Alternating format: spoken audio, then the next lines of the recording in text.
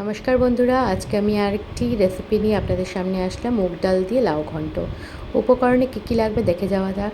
এখানে হচ্ছে মুগ ডাল, কাঁচা লঙ্কা, কালো জিরে, হলুদ, নুন আর চিনি। পরিমাণ মতো সবকটা জিনিস দিতে হবে। কড়াইটা গরম করতে বসানো হয়ে গেছে। কড়াই গরম হলে ওটার মধ্যে তেল দেওয়া হয়ে গেল। তেল দিয়ে এবার দেখুন কড়াইটা গরম হয়েছে বলে কালো জিরাটা দেওয়া হচ্ছে। কালো জিরাতে দেওয়ার সঙ্গে সঙ্গে বাবলস উঠছে ওখানে। কালো জিরা পরিমাণ মতন দেবেন, বেশি দিলে পরে কিন্তু কালো জিরা তিতো হয়ে যায়। যতটা দরকার অতটাই কালো জিরা আপনারা দেবেন। এর মধ্যে এবারে মুগ ডালটা ঢেলে দেওয়া হবে। মুগ ডালটা ঢেলে দিয়ে এটা খুব সুন্দর করে নাড়াতে হবে। সুন্দর করে নাড়ানো মানে হচ্ছে লাল লাল করে ভাজা ভাজা করতে হবে। লাল লাল ভাজা না করলে পরে মনে হবে যে আপনি ডালের মধ্যে লাউ দিয়ে খাচ্ছেন। তাই জন্য লাল লাল করে, যেরকম ডালমুট খাওয়া হয় ওরকম লাল লাল করে ভাজা হবে মুগ ডালটা। আপনারা কমেন্টে জানাবেন কার বাড়িতে এরকম করে মুগ ডাল দিয়ে লাউ ঘন্ট হয়। আমি অবশ্যই জানতে ইচ্ছুক এটা। এবারে সুন্দর করে ভেজে নেওয়া হচ্ছে। দেখুন লাল লাল করে ভেজে নেওয়া হয়েছে। এবার বেশি ভাজবেন না, আবার পুড়েও না যায়, সেটাও ধ্যান রাখবেন। এবারে তাড়াতাড়ি লাউটা কিছুটা দিয়ে মুগ ডালগুলো নিচ থেকে উঠিয়ে নেওয়া হলো, কারণ কি ফ্লেমটা তো বাড়ানোই আছে আর তেলটা গরমই আছে।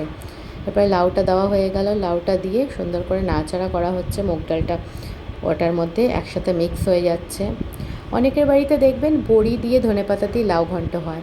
আমার শ্বশুর বাড়িতে ওই জিনিসটা ভালো হয়, বড়ি দিয়ে লাউ ঘন্ট। এখানে এবারে কাঁচা লঙ্কা, নুন, চিনি, হলুদ দেওয়া হয়ে যাচ্ছে পরিমাণ মতো, দিয়ে এটাকে ভালো করে আবার নাড়াচাড়া দেওয়া হয়ে যাচ্ছে।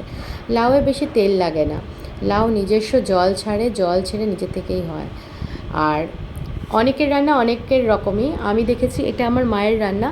তো মায়ের বেশিরভাগ রান্নাই হচ্ছে ঢাকা চাপা দিয়ে রান্না করে, একদম লো ফ্লেমে রান্না করে, স্টিমিংয়ে রান্না হয়, জল ছেড়ে ছেড়ে হয় রান্নায়। দেখুন ঢেকে দিল মা, স্টিমিংয়ে হবে। আবার কিছুক্ষণ পরে জল কতটা ছেড়েছে তা দেখার জন্য ঢাকনা খুলে দেখা হচ্ছে জলটা ছেড়ে অনেকটা লাউ ঘন্ট হয়ে এসছে। এখন আরও হবে, জলটা শুকোবে আরও।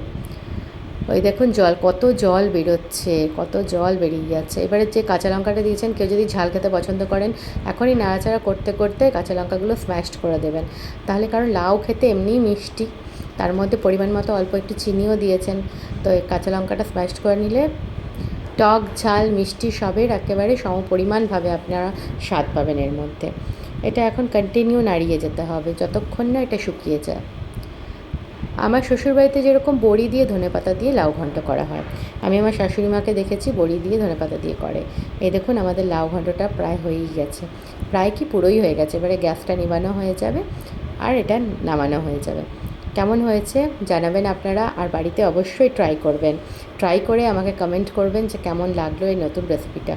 নমস্কার, ভালো থাকবেন, সুস্থ থাকবেন। আবার একটি নতুন রেসিপি নিয়ে আপনাদের সামনে হাজির হব আমি। ধন্যবাদ।